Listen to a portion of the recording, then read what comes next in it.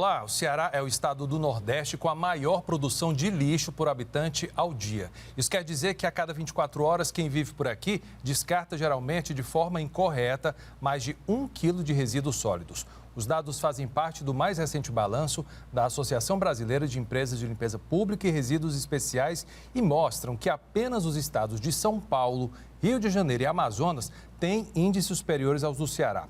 Latas, vidros, papel, plástico e outros materiais que poderiam se transformar em renda para muita gente viram um problema de saúde pública, já que vão parar em locais indevidos. E as consequências, a gente já sabe, são inúmeras.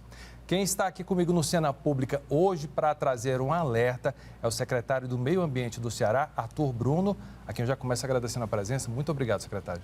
Eu que agradeço, Cristian, prazer estar aqui com vocês. É bom que o ano está começando, teve Natal, Réveillon, o pessoal, obviamente, fez festa, mesmo que de forma mais tímida ali, por conta do decreto do governo do estado, mas gerou muito lixo também.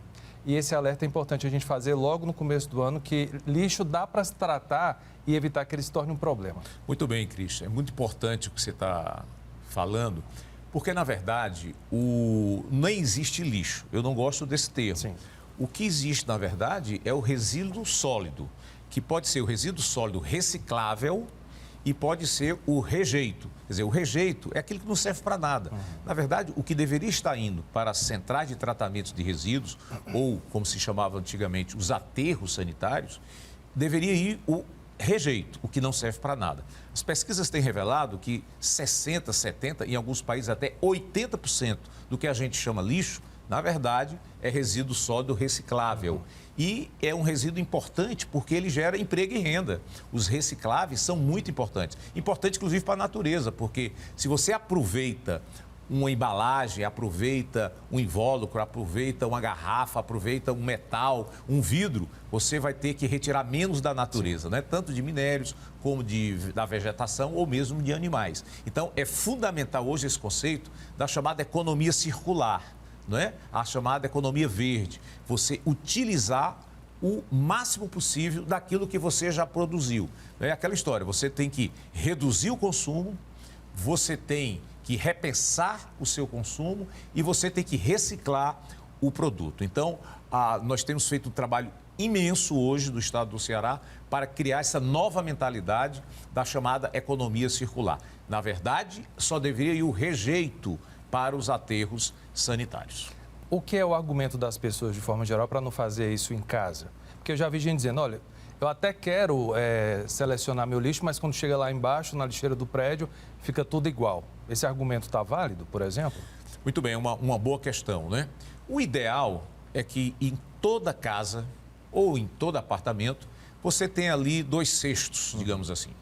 Você coloca o rejeito, que não serve mais para nada. Que seria o quê, secretário? O papel higiênico, casca de fruta, isso também tá. E até a casca de fruta, plantas, elas podem até ser utilizadas para compostagem. Compostagem, não é? sim. Mas digamos que você tenha lá esse cesto que você coloca lá resto de comida, que você coloca lá coisas que você não vai mais usar. E no outro você coloca o reciclável. O que é? O papel, o papelão, a lata, o plástico, o vidro, o metal. Tudo isso pode ser reutilizado. Então, você separando no seu apartamento, você pode aí no condomínio fazer um movimento e entrar em contato com a associação de catadores. Nós temos várias associações aqui em Fortaleza, há uma rede de catadores e eles vão buscar, né? Você tem como acumular lá aquele reciclável, aí tem que fazer uma reunião de condomínio, combinar como é que vai ser feito isso. Combina com a associação de catadores, eles vão receber lá e eles vão vender para empresas recicladoras. Então, isso gera emprego e renda. Sim. Inclusive, acho que você está acompanhando, Cristian, o governador Camilo Santana criou um programa muito importante, chamado Auxílio Catador. O que é isso? Hoje nós temos 2.500 catadores que recebem 1/4 de salário mínimo por pagamento de serviço ambiental, não é? Como complemento pelo trabalho que eles fazem de reciclagem. Os catadores são verdadeiros ambientalistas, então nós temos que privilegiar, né, esses profissionais, respeitá-los, eles fazem muito bem ao meio ambiente, né? E esse é um projeto muito importante. Para você ter uma ideia, são 73 associações. Nossa, aqui em Fortaleza ou no Ceará 71 municípios, olha só. 71 municípios, não é? Que estão recebendo esse complemento, esse pagamento que o Estado está complementando o seu ganho pela reciclagem. Agora, no início do ano, né, nós vamos também entregar um carrinho, nós vamos entregar uma prensa para cada associação de catador. Então, isso é muito importante porque está formalizando esse tipo de emprego, né? Na verdade, um microempreendedor individual ou uma cooperativa, né? E isso é muito importante. Então, essas associações se dispõem aí a um prédio, aos órgãos públicos, inclusive, algo muito importante. Se nós, como dizia Rui Barbosa, né? As palavras comovem, os exemplos arrastam. Então, aqui no Estado, metade das secretarias de governo já está fazendo também esse trabalho. Sim. Então, as associações de catadores estão indo às secretarias, aos órgãos públicos estaduais, receber esse material que é reciclável, né? Então, o próprio governo está fazendo isso. O governador assinou um decreto estabelecendo que todo órgão estadual tem que fazer também esse processo de reciclagem. Agora, pequenas cidades, alguns prefeitos fazem um dia, recolhe, digamos, o rejeito, no dia seguinte, recolhe o reciclável. Então, eles têm caminhões para isso e tal. Realmente, numa cidade como Fortaleza, né, com 2 milhões e 700 mil habitantes, é muito difícil isso. A Prefeitura de Fortaleza tem um projeto interessante, né, que são os ecopontos. Hoje já são 90 ecopontos espalhados em Fortaleza, não é? Até o ano que vem, até o final de 2022, eu creio que eles vão ter um em cada bairro no mínimo. Então, você pode recolher ali da sua casa, leva aquele reciclável e ainda você desconta pagamento de luz, não é? De energia. Então, há esse estímulo também por parte daqui da Prefeitura de Fortaleza. Eu não sei se é falta de informação ou preguiça das pessoas, mas poderia ser mais ativo esse processo, eu acho, aqui na capital. Existe um número disso, secretário? Eu acho que existem as duas coisas, né? Veja bem, no Brasil só se recicla 3% dos resíduos sólidos. Fortaleza avançou, é 9%, o que é muito pouco. O ideal é a gente ter 50%, 60%. Há países que têm 70%, não é, de reciclável. Então, nós temos que avançar muito. Inclusive, este ano, 2022, nós pretendemos fazer uma grande campanha, governo, federações de empresários, de sindicatos de trabalhadores, associações, em torno desse trabalho de educação ambiental. Nós já fizemos um projeto com a Secretaria de Educação, chamado Selo Escola Sustentável. Nós suspendemos na época da pandemia, porque as crianças e os jovens não estavam vindo para a escola, mas agora nós estamos retomando, e agora em 2022, nós vamos premiar, certificar todas as escolas que tiverem boas práticas de meio ambiente. Então, é a reciclagem, é a arborização da escola, relação com a comunidade, energias renováveis. E já vamos iniciar também, já foi aprovada a lei, já regulamentamos, agora em 2022, nós vamos começar a certificar também empresas. Bacana. Criamos o selo Empresa Sustentável. Então, a empresa que tiver boas práticas de sustentabilidade, boas práticas ambientais, ela também será certificada pelo governo estadual. Mas isso a gente precisa fazer uma grande campanha, porque o fundamental é mudar comportamento, é mudar a cultura. Aquela história de, não, rebola no lixo, né? Como o cearense fala, sim, né? Rebola no lixo. Não, primeiro não deve rebolar, muito menos não existe lixo, porque boa parte do que a gente chama lixo, na verdade, é um produto reciclável que gera emprego e gera renda. A empresa, secretário, para ter acesso ao selo Empresa Sustentável, ela tem aí 5 eixos para cumprir, né? O senhor lembra quais são? Eu estou vendo aqui, ó, tem uso racional da água, destinação de efluentes, gerenciamento de resíduos sólidos, uso racional de energia elétrica, responsabilidade socioambiental. Exatamente. Esses 5 eixos. Exatamente. Nós vamos começar, nós vamos fazer por setores essa certificação. Nós fizemos uma pesquisa em vários estados brasileiros que tinham algo parecido. Procuramos consultorias ambientais, não é? E aí estabelecemos, foi aprovada uma lei na Assembleia, criando o selo Empresa Sustentável. Nós já regulamentamos por decreto e agora, no início já do ano, né, nós vamos fazer um edital para as empresas se inscreverem. Certo. Vamos iniciar com hotéis e pousadas. Fizemos uma pequena experiência lá em Jijoca de Jericoacoara. E 3 empresas receberam o selo Empresa Sustentável. Foi muito interessante porque foi um modelo lá que a gente experimentou, a gente viu que isso é muito interessante. As empresas querem participar, porque hoje o consumidor está mais exigente, o consumidor, o cliente, ele quer saber se aquela empresa que ele está comprando é uma empresa que leva o meio ambiente em consideração, é uma empresa que leva em consideração a sustentabilidade. Não é? Então, para uma empresa é muito importante ter um selo como este que o governo do estado criou. O pessoal deve estar se perguntando por que o assunto tem sido lixo até esse momento do programa. Só para ficar claro, durante a pandemia, principalmente nessa época de quarentena, a gente aumentou em 10% a produção de lixo aqui no Brasil. E aí vocês se perguntam, e o que é que eu tenho a ver com isso? Vai começar a chover agora. Sabe aquele alagamento ali da avenida, essas comunidades que moram no entorno de áreas próximo a rio e lago, que fica tudo alagado? A culpa é nossa. Nossa que mora longe, enfim. Que a gente descarta os resíduos de forma errada. Exatamente. Isso é um alerta constante, né, secretário? Exatamente. Eu quero até aproveitar a oportunidade para registrar que a responsabilidade institucional para fazer a política de gestão de resíduos sólidos é do município. Claro que o Estado ele tem que participar, como também a União. E o governo Camilo Santana aumentou muito, não é, o investimento nessa área. Para você ter uma ideia, em 2016, nós aprovamos na Assembleia Legislativa a lei da política estadual de resíduos sólidos. Ainda em 2016, nós apresentamos, o governador foi à Assembleia apresentar o plano estadual de resíduos sólidos. Depois nós começamos a fazer os planos regionais. O Ceará tem 14 regiões administrativas. Hoje, todas as 14 regiões têm o seu plano regional de resíduos sólidos. Aí depois nós entregamos para todos os municípios cearenses, os 184, um plano de coleta seletiva múltipla, inclusive entregando os projetos arquitetônicos das centrais municipais de reciclagem. Então, todo município tem esse projeto, até o projeto executivo. Alguns que são maiores, eles têm, inclusive, projetos também de ecopontos, além da Central Municipal de Reciclagem. O que mais nós fizemos de muito importante?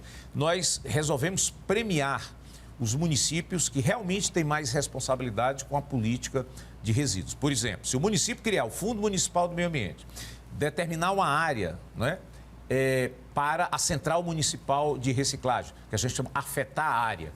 Se o município tiver um plano municipal e se ele se consorciar, ele passaria a receber 2% do ICMS, chamado ICMS ecológico. Consequência disso, não havia quase nenhum consórcio.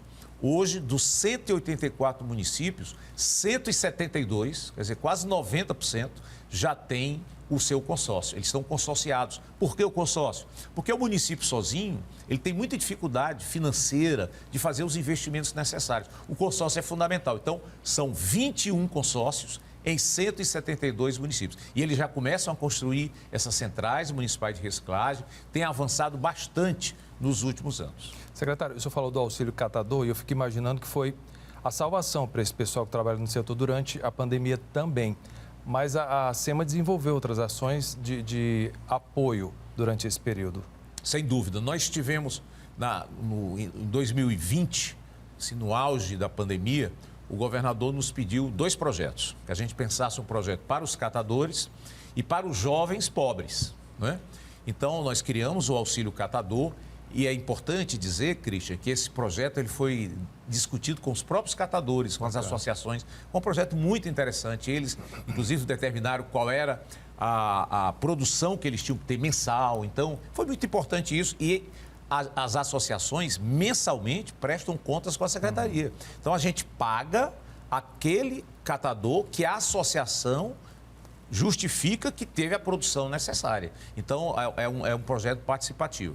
Também nós criamos um outro projeto que eu tenho muito carinho por ele, que é o AJA, o Agente Jovem Ambiental. O que é isso? Jovens entre 15 e 29 anos, que estão no cadastro único, portanto são jovens de baixa renda, que estudam em escola pública ou estudaram em escola pública.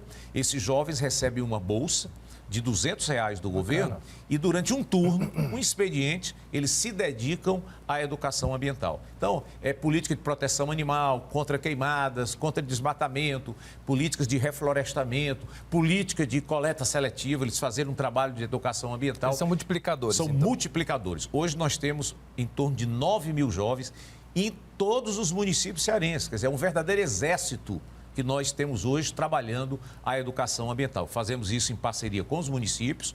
Cada município indica alguém que vai nos ajudar ali naquele município para coordenar o projeto. Nós temos coordenadores regionais e eu estou apostando muito que esses jovens farão um trabalho fundamental de educar a sua comunidade para as boas práticas de meio ambiente. Beneficiando o mundo que eles vão viver no futuro, né? Exatamente. Por isso que é importante. Pensando agora, no presente, mas já preparando o mundo aí para as próximas gerações. Mas essa responsabilidade é de todos nós, não é? Perfeito. Olha só, o Cena Pública vai para o intervalo rapidinho. Eu te convido a dar uma olhada nas nossas redes sociais. Tem Facebook, Instagram, que é o @TV Ceará, e o canal da TVC no YouTube. Acesse lá e confere todo o conteúdo. A gente volta já. Estamos de volta com o Cena Pública, recebendo hoje o secretário do Meio Ambiente do Ceará, Arthur Bruno. Secretário, no fim do ano passado, aqui a gente em Fortaleza, e o Ceará, obviamente, todo, ficou um pouco assustado com esse incêndio que teve na área de proteção ali do Parque do Cocó. Quem mora em Fortaleza viu de perto o sufoco, muita fumaça, um incêndio que aconteceu mais de uma vez. A que pé está isso? O que é que se descobriu até agora? Bom, primeiro é preciso destacar, Christian, a importância do Parque Estadual do Cocó. Vamos lembrar que o governador Camilo Santana regulamentou o Parque Estadual do Cocó, porque é uma luta de 40 anos. Né? Eu era ainda adolescente quando começou essa luta e de muitas gerações que lutaram para que a gente tivesse um parque. Havia já áreas que estavam determinadas, mas não oficialmente. Então, todos os anos, áreas eram perdidas, ocupadas indevidamente e nunca tinha tido realmente um decreto regulamentando. Nós conseguimos essas áreas da União, fomos a Brasília com muitas reuniões e a União repassou essa área para o Estado, né? Que é uma área de mangue, portanto, era uma área federal. E foi aí que a gente conseguiu concluir, né, definitivamente o Parque Estadual do Cocó, que hoje tem um plano de manejo, tem um conselho gestor. O Parque Estadual do Cocó, ele atravessa Fortaleza. Sim. Ele começa lá em Maracanaú, na fronteira, ali no anel viário, e vem acompanhando 20 quilômetros do Rio Cocó, até a Foz, até entre a praia Caça e Pesca e Sabiaguaba, né? Então, é um privilégio. A gente tem uma grande floresta dentro da cidade e a gente tem que cuidar muito bem dessa floresta. Por isso que causou, não é, toda a preocupação justa da sociedade. Nós tivemos lá uma área de 46 hectares. Essa área fica ali, próximo ali à Aerolândia, bairro Salinas, não é? Perto já um pouco ali do Tancredo Neves. É uma área que, no primeiro semestre, com as chuvas, essa área alaga. No segundo semestre, como seca, fica um capim seco. Então, foi nesse capim seco onde houve o incêndio. É verdade que já mais próximo ali da Murilo Borges, da Avenida Murilo Borges, já tem algumas árvores. Nós perdemos em torno de umas 50 árvores, né? Que é um incêndio muito preocupante, de qualquer maneira. Foi um incêndio... os corpos de bombeiros agiu rapidamente, praticamente um dia o fogo já baixou e ficava voltando um pouco ali, acolá, num ponto, no outro, mas o corpo de bombeiros e com a brigada de incêndio do governo do estado, da Secretaria do Meio Ambiente, que, por sinal, começamos esse ano, até para nossa sorte, né? Foi o primeiro ano em que nós tivemos 19 brigadistas florestais específicos, eles são funcionários da Secretaria do Meio Ambiente no segundo semestre. A gente divulgou aqui, muito bacana. Por que no segundo semestre? Porque no primeiro semestre quase não tem incêndio. No segundo semestre, os ventos são fortes, a umidade é baixíssima, o calor é muito forte, não é? E isso gera muitos incêndios no Ceará. Quem costuma dirigir pelas estradas sempre vê aquela... É bom lembrar, muito importante a oportunidade que a gente está tendo aqui, Cris, para lembrar que ninguém pode fazer fogo. Ninguém pode fazer fogo para queimar um lixo. Quem faz isso está cometendo um crime. Está lá no Código de Crimes Ambientais. É crime tocar fogo para lixo, para resíduos. Também é crime você fazer fogo para o plantio se você não tiver a licença ambiental. Então, até se admite algum tipo de fogo controlado com licença ambiental. Então, quem fizer fogo está cometendo um crime, vai responder por ele. Não é? É mais grave quando o crime é intencional. É isso que nós estamos investigando agora no COCO. Foi intencional? Porque foi muito difícil aquela situação, porque o Corpo de Bombeiros percebeu que havia vários focos. Sim. Então não foi um foco só. Então aquilo causou estranheza, né? E a Delegacia de Proteção ao Meio Ambiente está investigando, nós fizemos um relatório, agora está em processo de investigação para ver se descobre. Primeiro, foi intencional ou foi acidental o crime? Mas foi crime. Segundo, quem foram os responsáveis, né? Nós estamos tentando descobrir. Algo importante que estamos já concluindo agora no início do ano, estamos concluindo a criação de torres com câmaras, olha só, vídeo monitoramento. Nós vamos ter 21 torres com 35 câmeras, já a gente está inaugurando no Parque do Cocó. Isso também vai nos dar mais segurança. Além disso, nós temos a Polícia Ambiental. Christian, você nunca deve ter noticiado nos programas que você participa, crime no Cocó. É verdade. Não é? Assim, em Beira-Mar, outros locais turísticos da cidade, a gente vê. Mas por quê? Porque lá tem a Polícia Ambiental.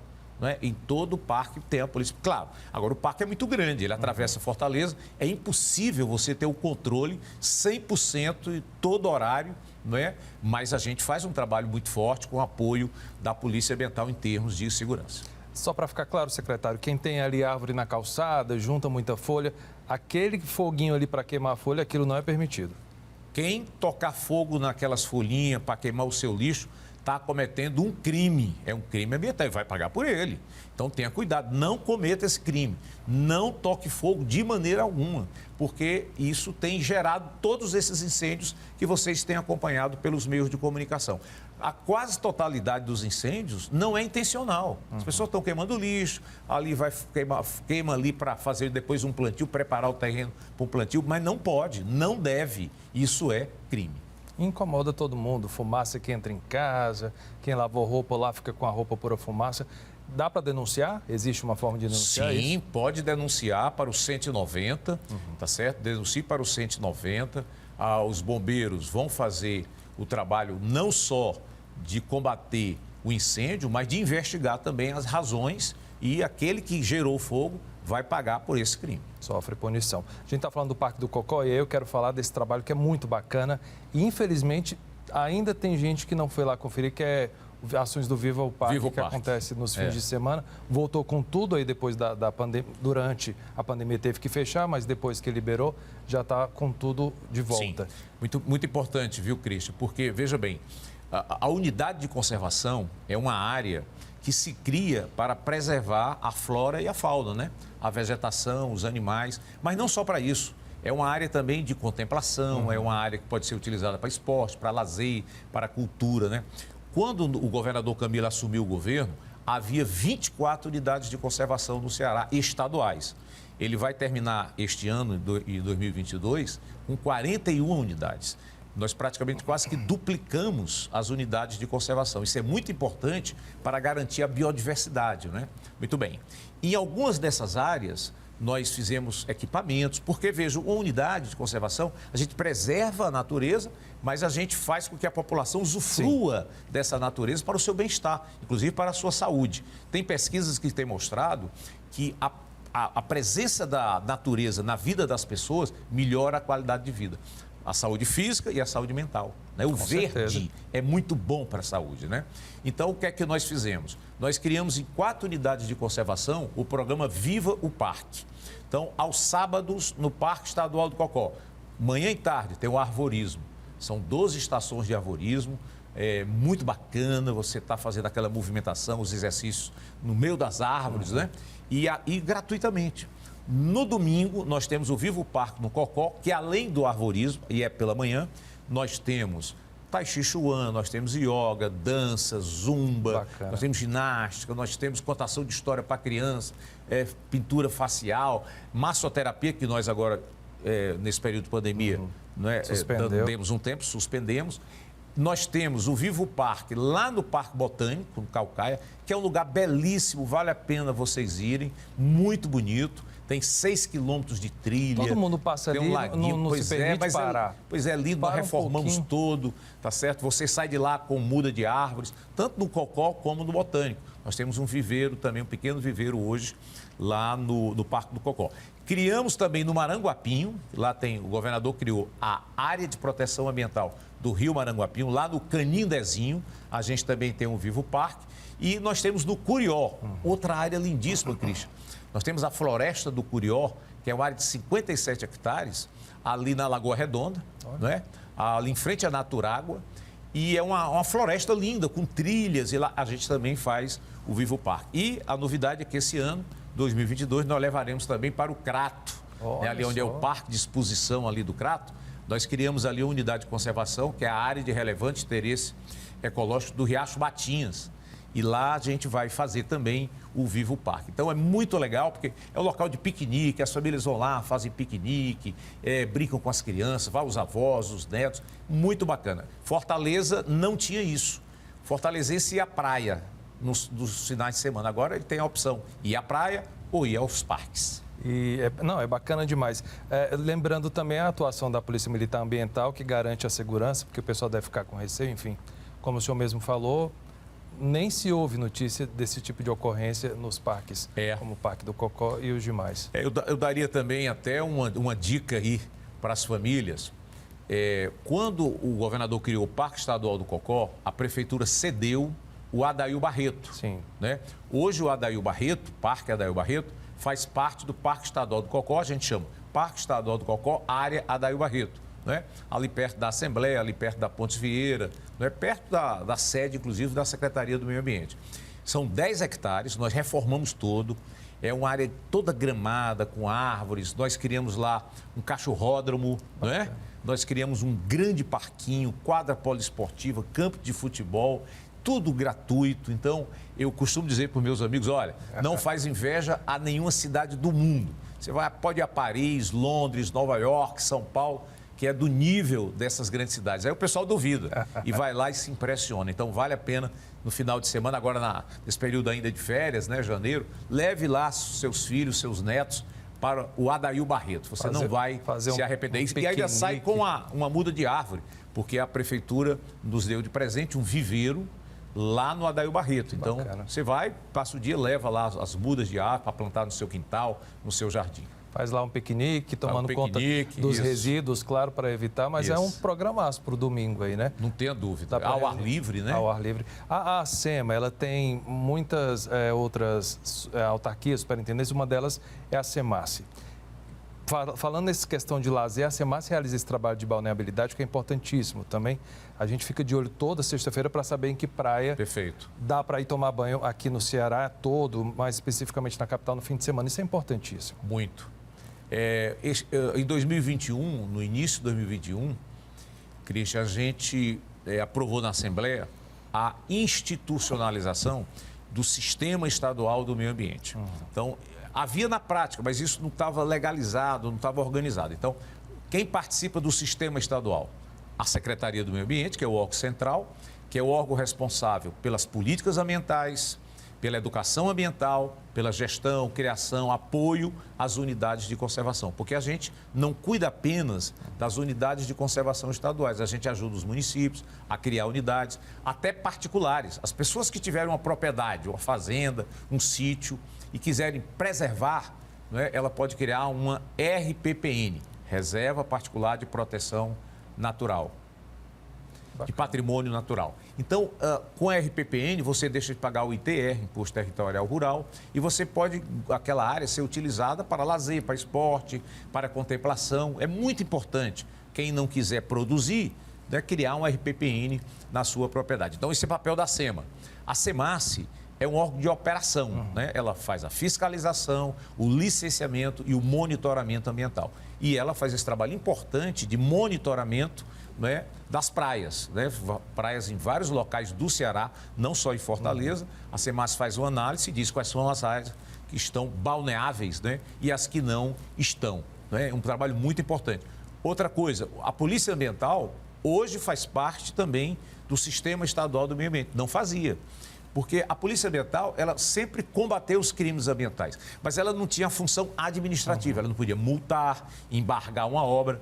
Agora, com esta lei, né, agora em 2022, ela vai também fazer isso. Então, nós vamos aumentar consideravelmente o poder de fiscalização do Estado em relação ao meio ambiente com o trabalho da Polícia Ambiental. Algo também importante, o governador Camilo, além de duplicar o efetivo da Polícia Ambiental, ele criou a Delegacia de Proteção ao Meio Ambiente. Cristian, o Ceará não tinha delegacia ambiental, né? O governador Camilo criou algo muito importante, com a atuação aqui na área metropolitana. Então, faz parte do sistema todas essas instituições e também os órgãos ambientais municipais, que agora, em 2022, nós estamos iniciando aí um curso de capacitação para gestores, para técnicos ambientais dos municípios, da Polícia Ambiental, né? Um curso que estamos dando com o Instituto Federal do Ceará, com a Escola de Gestão Pública do Governo do Estado, e a ideia é que a gente possa, efetivamente, especializar mais ainda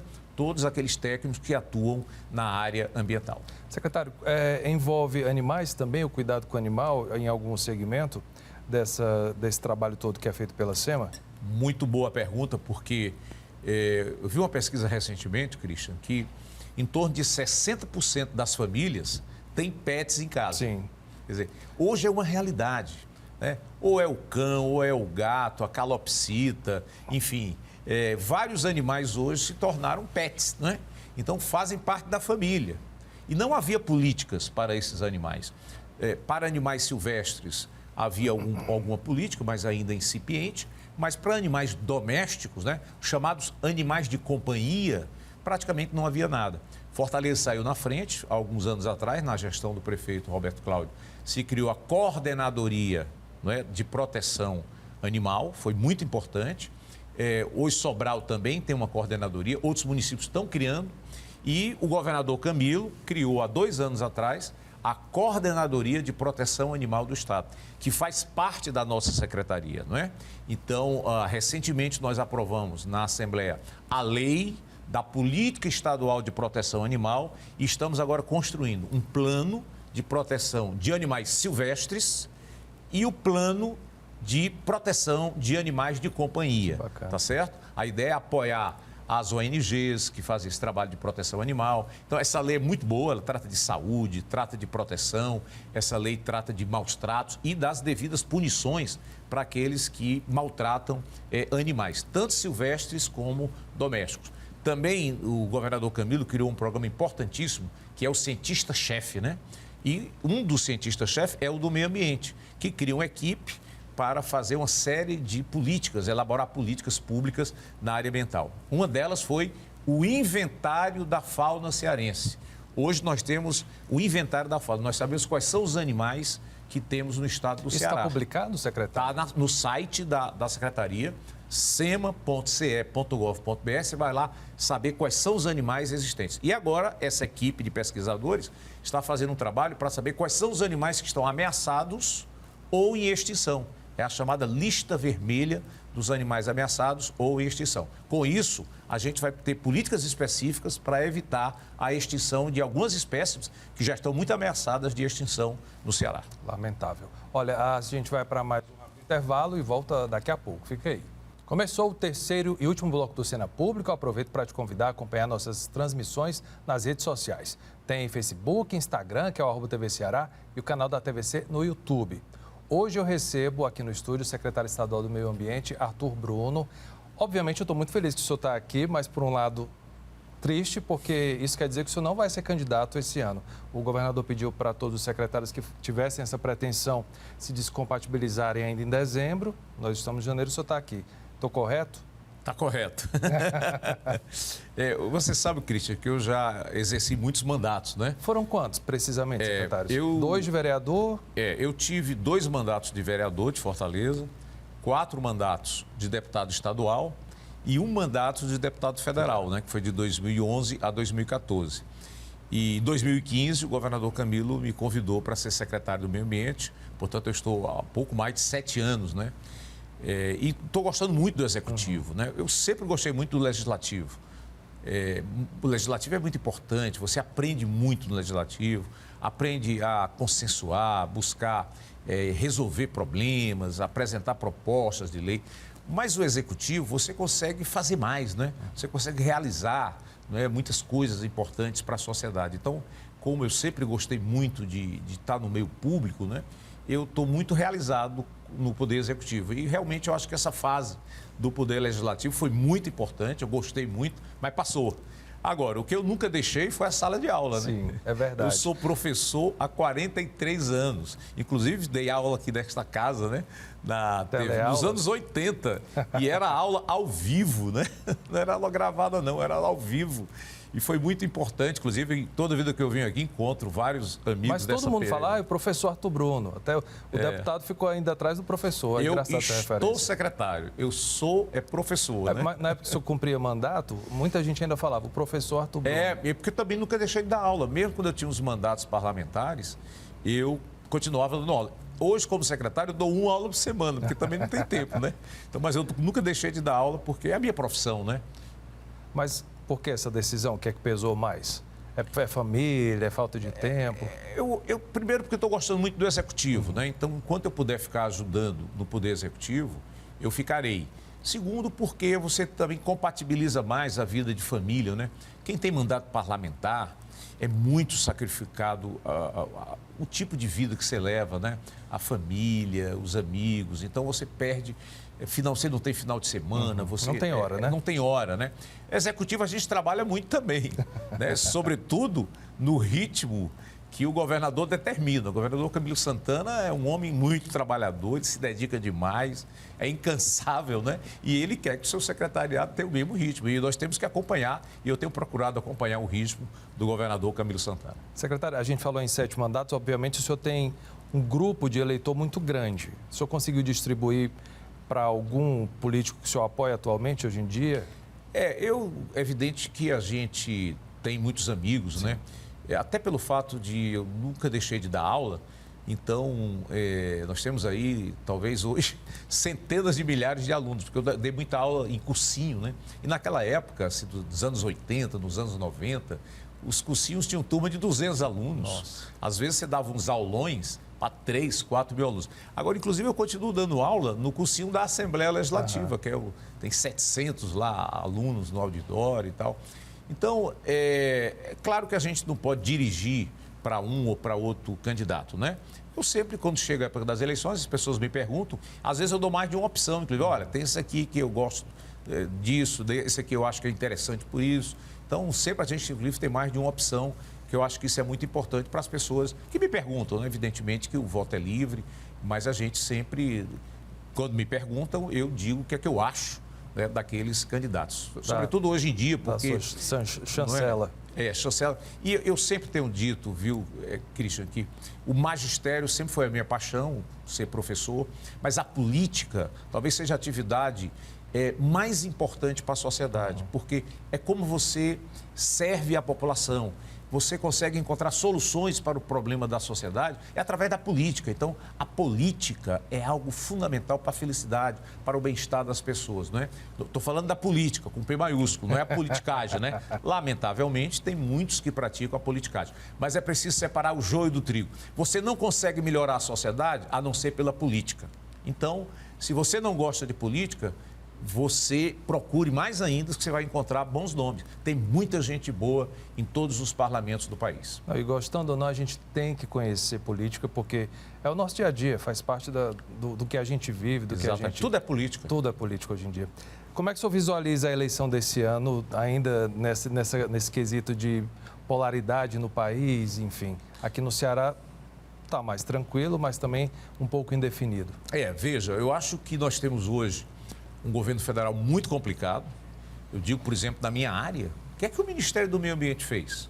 Me diga aí algo de importante. Ele negou uma série de problemas. Ele complicou, não é? Aumentou a queimada no Brasil, aumentou o desmatamento no Brasil, as unidades de conservação não foram protegidas pelo governo federal.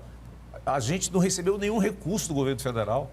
Tudo que nós fizemos no Estado, na área do meio ambiente, foi com recursos estaduais. É bom deixar isso claro também. Deixar isso claro, né, para quem está acompanhando. Então, o ex-ministro do Meio Ambiente, Ricardo Salles, foi uma vergonha. não é? É uma vergonha para o mundo. Quer dizer, o Brasil, que era uma liderança internacional em meio ambiente, era uma referência, né? Hoje virou um patinho feio. Hoje virou piada a questão ambiental no Brasil, não é? Sem se falar nas outras áreas, o negacionismo, negar a ciência, essa questão aí do passaporte, os países exigindo passaporte para o estrangeiro entrar, mas o estrangeiro vai estar entrando aqui sem passaporte. Isso é um absurdo, não é?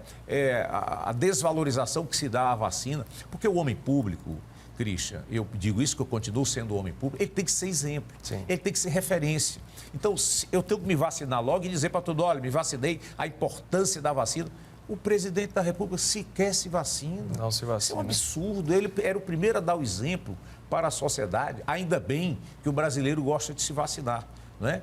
O Brasil até está com bons indicadores, graças aos governadores e aos prefeitos. Que foram criticados duramente. Que foram criticados duramente por terem sido duros nessa política, não é, de evitar aglomeração, não é, quando a coisa estava pior, na pior situação, o governador enfrentou muita pressão, mas teve muita firmeza, porque ele sempre dizia, o importante é a vida das pessoas, é salvar as vidas, né? E foi o que aconteceu aqui no estado do Ceará, que teve políticas fortes aí de combate à pandemia e de prevenção para evitar que as pessoas se adoecessem.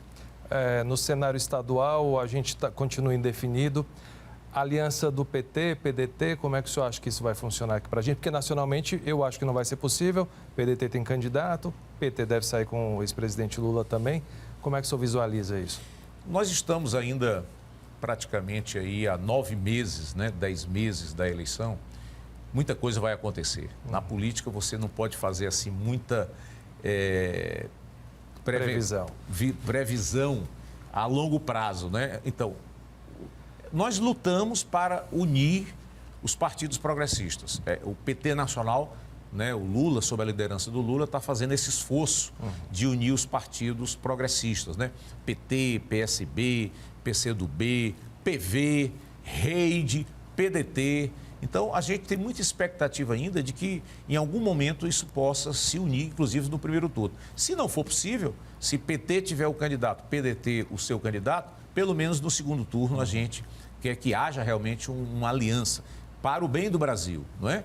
Porque a gente acha que o presidente Bolsonaro, com todos os problemas que ele gerou no país, mas ele é um candidato forte, a gente tem que reconhecer, ele está com a máquina na mão, tem aí as emendas parlamentares, os cargos federais, não é? Você está vendo aí o Congresso, o presidente da Câmara dos Deputados é um grande aliado dele, tem facilitado a vida dele, não sei até quando, né? Se isso vai até a eleição.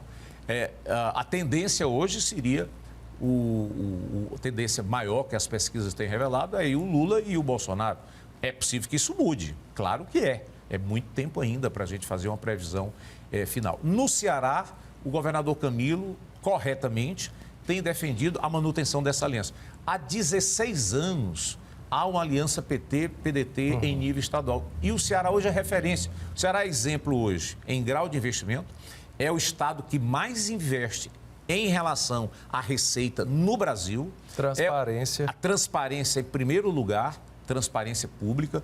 A melhor educação básica do Brasil, em nível fundamental, o ensino médio, uma das melhores. O ensino superior tem se expandindo. O ensino profissional, hoje, metade das escolas públicas e estaduais já são de tempo integral. Isso era um sonho há muitos anos atrás. Então, o Ceará é uma referência. Saúde melhorou consideravelmente, não é? O Ceará é uma referência. Mesmo no meio ambiente, vou te dar um exemplo. Nós estamos agora fazendo o planejamento espacial marinho. Não é? Nós entregamos já o Atlas marinho, estamos concluindo o Atlas costeiro. Nós temos uma série de projetos dessa área e o Ceará é o estado que mais avançou do Brasil, é uma referência nesse planejamento costeiro e marinho. Então, sem recurso federal, quero registrar isso. O Ceará tem esse programa maravilhoso que é o Cientista-Chefe. Hoje a academia, as universidades estão elaborando políticas públicas em parceria com os empreendedores, né? Sobretudo a FIEC, Federação das Indústrias, tem participado ativamente disso, elaborando políticas públicas para o Estado. É a inteligência, é a ciência a serviço da sociedade. Aqui no Ceará, a gente valoriza a ciência. Lamentavelmente, em nível nacional, a ciência não é valorizada pelo governo Bolsonaro. É uma pena. Secretário, mais uma vez, falar que a gente está começando o ano, eu posso deixar de pedir para o senhor deixar uma mensagem para o pessoal de casa, inclusive do cuidado com o meio ambiente, que diz respeito a todos nós, né? Por favor. Eu vou aqui lembrar uma frase do Darwin, Charles Darwin, não é? Que dizia o seguinte: não são os mais fortes, nem os mais inteligentes que vencerão, mas aqueles que melhor se adaptarem à natureza. Então, nós temos que cuidar bem da nossa natureza. Em 2022, plante árvores, faça coleta seletiva, busque energias renováveis. A natureza agradece. Agradece. A gente tem uma série de novidades. O hidrogênio verde, inclusive, aqui do Ceará, que fez parceria aí com órgãos internacionais, energia solar.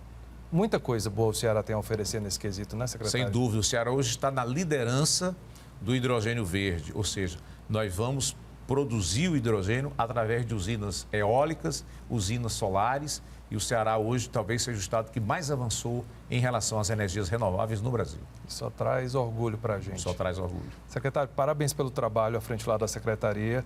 Tomara que o senhor continue muito tempo aí. São 7 anos que o senhor está fazendo à frente 7 anos. Da pasta, que se mantém no próximo governo também. Volte sempre aqui para falar as novidades. Eu que agradeço, Christian, e um abraço aqui a todos os amigos que estão nos assistindo.